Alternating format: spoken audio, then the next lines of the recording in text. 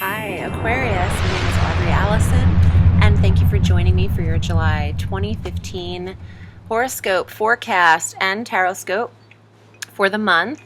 And thank you for subscribing and liking and sharing these posts. I really appreciate the support, and for liking me on Facebook at Audrey Alison Astrology and Tarot. So let's start off the month with a full moon. And we'll have two this month. So this is a sweet summer because the second moon is at the last day of the month and the first full moon is at the first day. This is at 9 degrees of Capricorn, and that's the sign directly before you. So this really is about closure, full closure, okay? In the 12th house of the most quiet house where there's a lot of endings and completions happening. This is where the ending and completion is happening of the moon, and I like that. I love a full moon in the 12th house. It brings closure for the full year in that sector, and it's just before that full moon of Aquarius that happens, the blue moon in your sign. So we'll get to that in a minute, but this is a great full moon for releasing any addictions that you might have. The 12th house of hidden secrets and dreams and premonitions and inner thoughts and reflection. So this is a great full moon to shed, to release what no longer serves you, and maybe to do so quietly. On the 8th of July, Mercury enters Cancer. And this is really a lot of the actions falling in Cancer and Leo this month. So this is the 6th house of health for you. And having Mercury there is bringing details and information. A lot of doctor's appointments can be scheduled and handled and maintained, annual checkups, information coming in regarding work as well as health, the 6th house of daily routine and regimen. Also the 6th house of pets. So there could be maybe a new addition to the family because our new moon will also be meeting up where Mercury is in Cancer on the 15th of July at 23 degrees of Cancer in the 6th house of health, of pets, of daily routine. So the new moon in the 6th house tends to bring a little animal, whether you look for him or her or not. There are familiars in the universe who are looking for you as far as pets, and they'll just come right to your front porch. I feel like this is a pet. You know, this isn't just like helping out a stray animal. This is, I mean, it could be, but this is like a new energy of pets, of also health, and maybe a new feeling, a new sense of rejuvenation in the 6th house.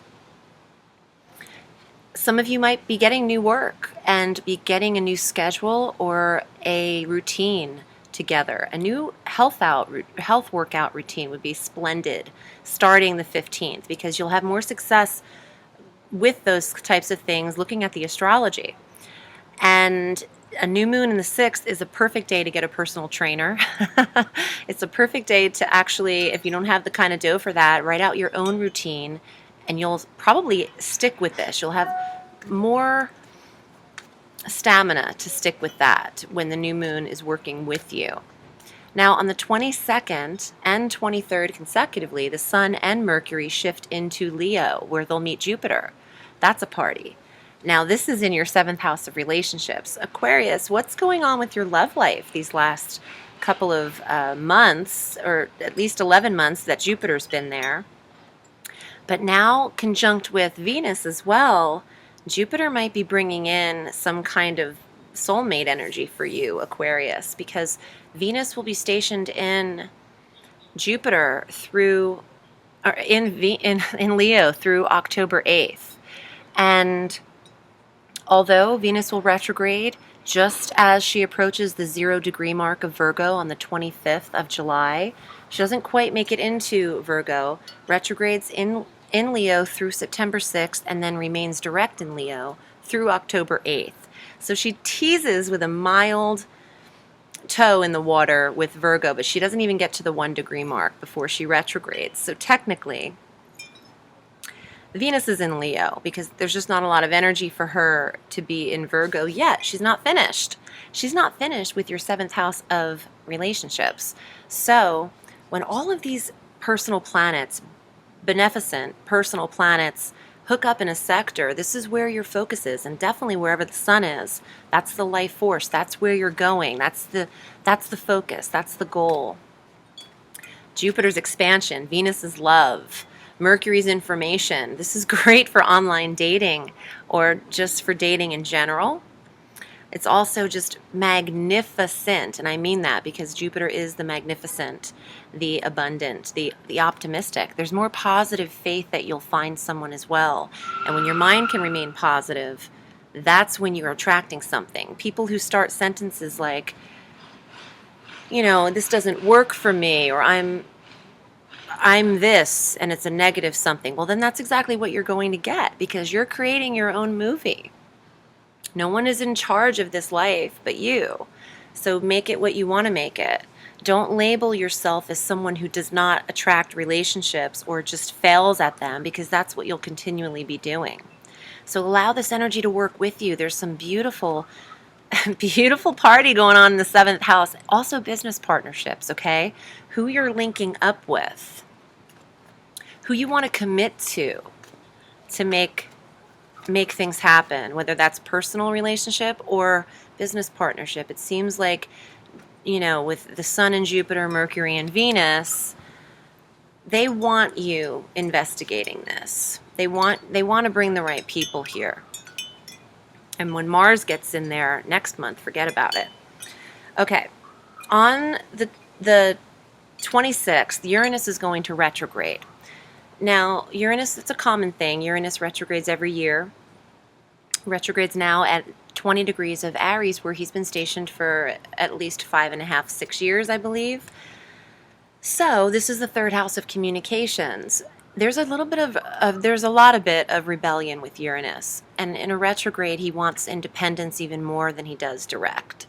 So in your speech and in your delivery and your communications with people, you might want to break free from a lot of group activities. There might be some independence and autonomy happening in the 3rd sector of siblings, of neighborhoods. You might feel like you don't want to be bound or restricted to that energy, but might want to break off more to your own.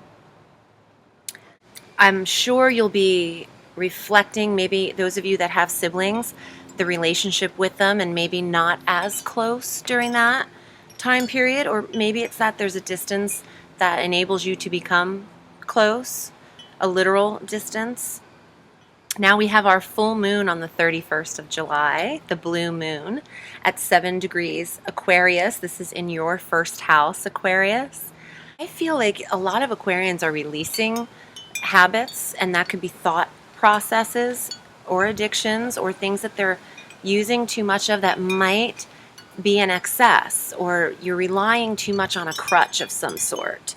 And since you have the 12th house activated at the 1st blue moon, which is the complete release, and then the full moon finally in the 1st house of self on the 31st, the blue moon, you're over something. You're overdoing something, meaning you're over the habit of relying upon something.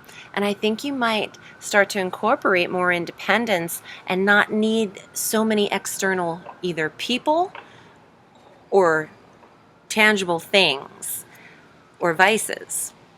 I want to get to the cards and see what they say for you. But as usual, if you'd like a reading with me, you can reach me at audreyallison.com and book with me there. And I'm on Facebook as well at Audrey Allison Astrology and Tarot, which could lead you to my website. Aquarius, the moon. This is what's up, your full moon and the blue moon. Look at that energy. See the blue? This is a very, and it's, the new moon is on here. See that? That's the new moon. And see how, this is the trip. The new moon, and there's the Cancer, the crab. The new moon is in Cancer on the 15th. Ooh. Okay. The new moon, first of all of the moons, the 1st, the 15th, and the 31st, they're splitting up the month like that. And this is talking about the new moon in Cancer, but it also looks like it's speaking about the blue moon. Let's see what else comes up, because that's affecting your health and a new regimen and a new work, the sun, the time of summer. So this is the moon and the sun.